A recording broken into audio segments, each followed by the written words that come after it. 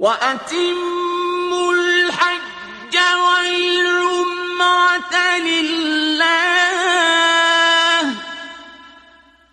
Most likely you'll reach there by Isha time, most likely. So if you come in Maghrib, Isha time is fine, it's no problem.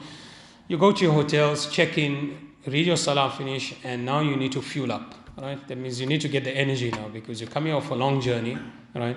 And coming off a long journey, you need the energy for what's to come, right? So if you're not used to the Umrah and the walking and all of that there, you need to know that now is the time where you need to shine, right? So all that energy that you put in terms of your exercise and whatever you prepared, now it'll be seen because you're doing everything anti-clockwise. The energy is very different, right?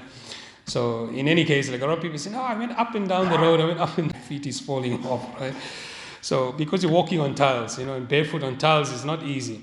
So you prepare yourself for that, right? So if you can't manage it, whatever else, you've got some foot problem, whatever else, don't feel shy to take a wheelchair or something like that, right? You just tell, look, you know what, it's more easier like this, so you'll be more composed. Otherwise, what's going to happen if you're going in a group, somebody is lagging behind. Yes, you can wait, but how long are you going to wait for somebody like that, right? Each time now, if you feel it's going to delay the group, it's whatever else like that. So you use your discretion and you make it easier for everybody else likewise, right? So anyway, when you now energize yourself, you've had a good meal, and now you can even... Normally we tell people, start the tawaf, start your Umrah at least by 11, 12 o'clock at night. That's the best time. I've seen this even during Hajj time. Allah subhanahu wa ta'ala makes it such, despite the millions of people that are there, that's the most breeziest and quietest time. In fact, finishing the tawaf of the Baytullah as well as the sa'i between Safa and everything, you can do it in about 2 hours, because of the flow is much more easier like that. Sometimes if you go in, the traffic is a bit too heavy, you can take very long and then you become a bit tired, and what happens is the recovery period is what you have to worry about, because we got very short time on our trips. So sometimes people take 2-3 days to recover, and they're sitting in the hotel room with their legs up and I can't walk anymore. You're just literally wasting your time, right? So therefore you need to pace yourself out in a way that it becomes manageable for you, because you just think about it. You're spending all the money, you're making all the preparations, everything, only to sit in a hotel room. It's really a waste of time. So don't do that. So the idea is that, look, now once you've energized and go between 11, 12 o'clock around that time, now you will enter into the Haram. Now you in the state of your Ihram, you need to understand that you are now going into something much more bigger in terms of your connection with Allah subhanahu wa ta'ala. So there's physicality to it. And if you have your family, keep your family close to you. So as you're entering into the Haram, before Babu Salam was the Sunnah gate to enter into, now it's very difficult to actually go through Babu Salam. They've got a very process system in terms of going through one door, coming out from another side. Some people are not allowed into the Mataf. Although I saw going about that the Mataf is open also for people with normal clothes. It's not the case. That was actually in Hajj only.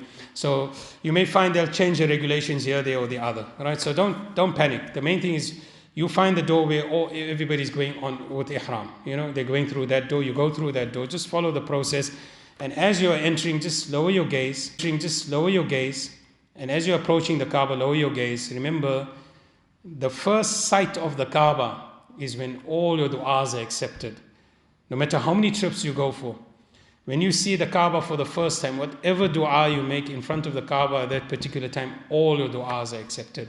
So for this, because sometimes people come there and they're like emotionally, they're overwhelmed. Sometimes it becomes very difficult for them to actually remain focused in the moment. It's normal, right?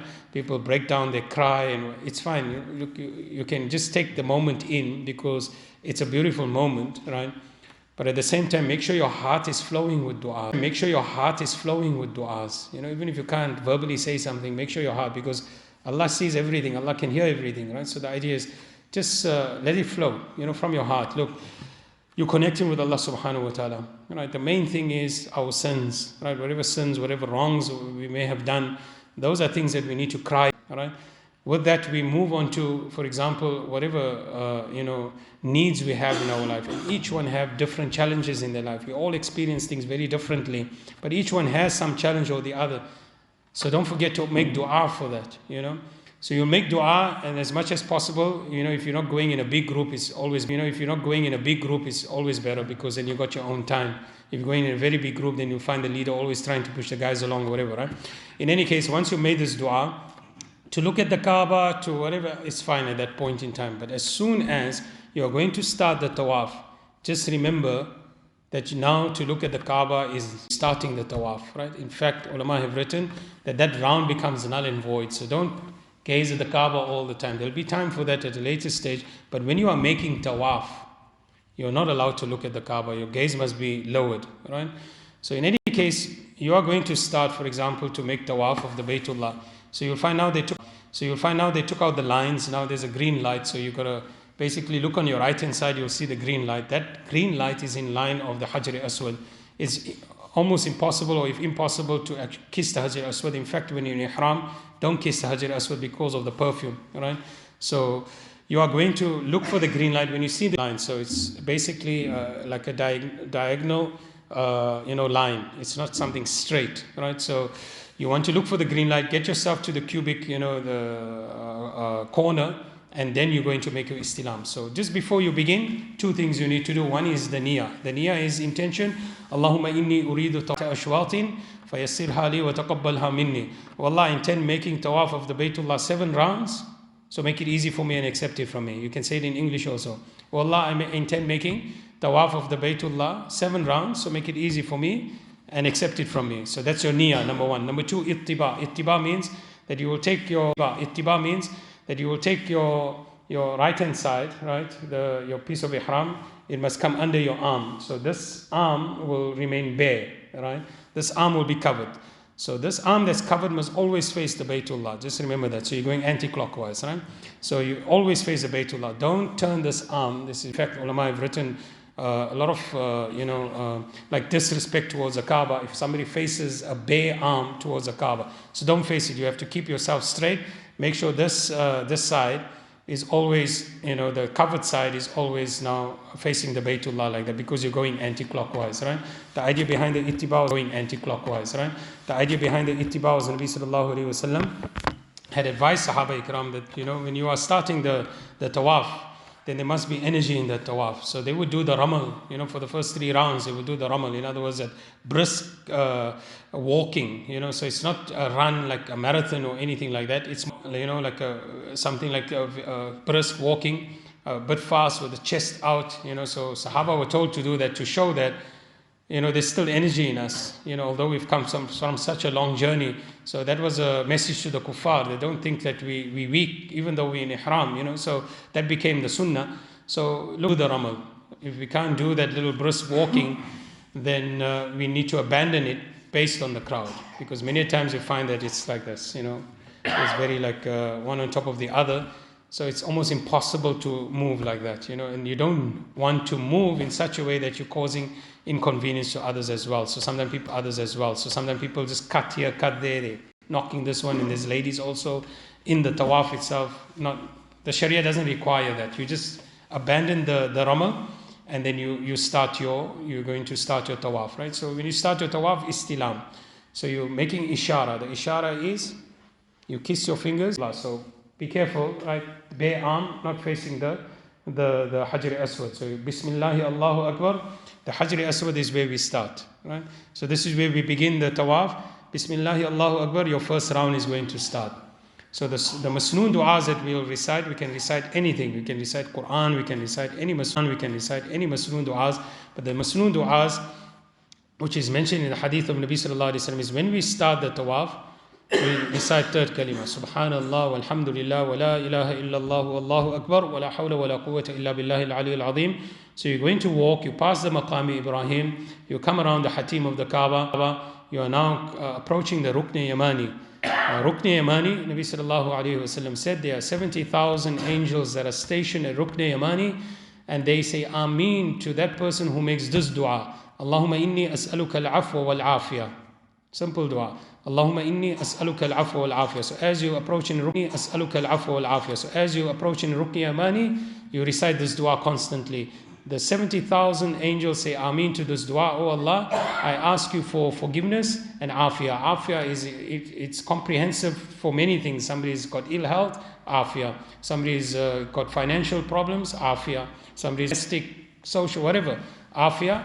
70,000 angels are making Ameen to this dua. So you don't want to lose that, right?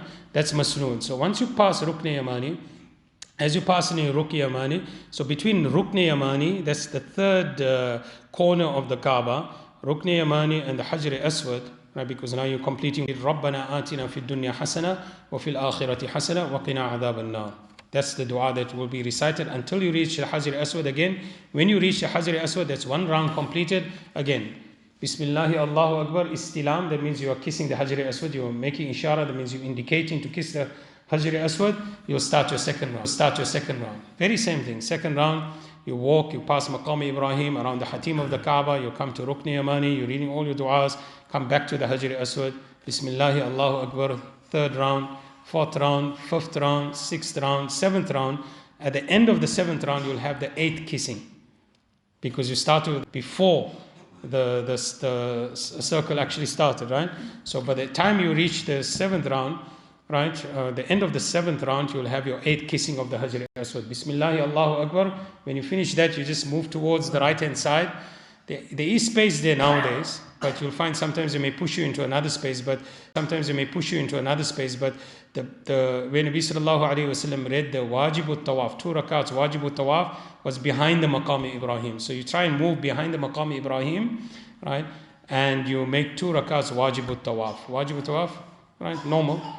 First rakat, Qul Ya Ayyuhal Kafirun. Second rakat, Qul Wallahu Ahad. Right? Intention is, oh Allah, making 2 rakats Wajibut Tawaf. Your Tawaf segment has now finished. Right? So there's many things that we can do thereafter. Nabi Sallallahu Alaihi Wasallam would make dua by the Multazam. The Multazam is that area between the Hajar Aswad and the door of the Kaaba. So those days, Nabi used to perfume it like today, do it. But the Sunnah was Nabi Sallallahu Alaihi Wasallam. Abdullah bin Amr ibn Abdul Aziz, rahimahullah, he says that this was what was brought down. In other words, this was what was narrated. Nabi Sallallahu Alaihi Wasallam would, stretch out his hands on the Kaaba and put his cheeks against the Kaaba, and this is how he would make dua, multazam, right? You can just imagine in Hajj, he stood like this from Zawal till sunset. Can you just imagine in dua? You can't even fathom it, right? Now we make dua like 5-10 minutes, our feet is paining. So long he stood, right? Just in dua for this ummah, right? So you can just try to picture this. So if you can make dua, once you finish your 2 rakats, Wajibut Tawaf, stand up, and try and align yourself with the Multazam and make dua there. Make a lot of dua, whatever dua you need, you make dua then, right? And then the next thing is to drink a lot of Zamzam. The idea behind drinking Zamzam is, again, to re-energize. This is now you can't go to the Zamzam wells, right? So they got all the bottling system, whatever is there. You can just go and just top yourself up. Make sure you cool down and everybody's ready. Check your group. If you've got people with you, make sure everybody's ready, because now you are going to undertake the sa'i between Safa and Marwa. So your first segment of the tawaf is finished. لبيك اللهم لبيك لبيك لا شريك لك لبيك إن الحمد والنعمة لك والملك لا شريك لك